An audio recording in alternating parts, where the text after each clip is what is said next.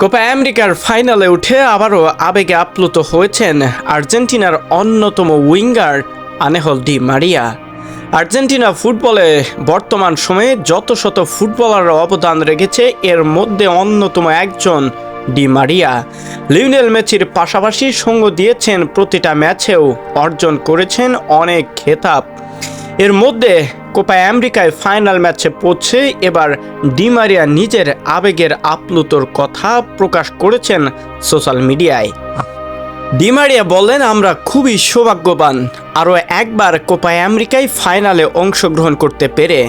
এখন পর্যন্ত আমাদের অর্জন রয়েছে 15টি। যদি আমরা কোনোভাবে এই টুর্নামেন্টের সেরা দলটার খেতাব অর্জন করতে পারি তাহলে আমাদের জন্য সর্বোচ্চ খেতাবের দাবিটাও আমাদের নামের পাশে থাকবে।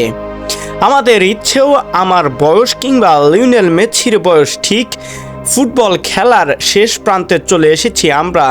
শারীরিক ফিট না থাকলে তাহলে তো আর দলে খেলা সম্ভব নয়। ঠিক শেষ মুহূর্তে এসে আমি কিংবা লিওনেল মেসি সবাই মিলে আরও একবার ট্রফিটা রাঙিয়ে আমাদের অবসরের ঘোষণাটা দেওয়ার চিন্তাভাবনাও করব।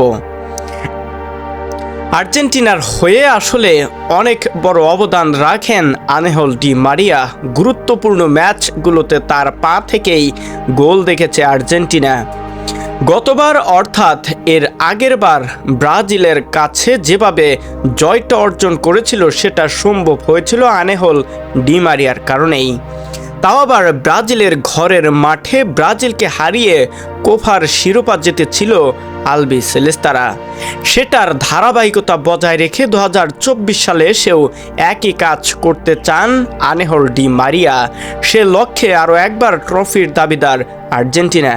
এখন পর্যন্ত গ্রুপ পর্ব থেকে শুরু করে একটি ম্যাচও না হেরে সরাসরি পৌঁছে গেছে ফাইনালেও ঠিক একই রকম খেতাবটা ধরে রেখে ট্রফির শিরোপার স্বাদ গ্রহণ করতে চান সকল ফুটবলাররা।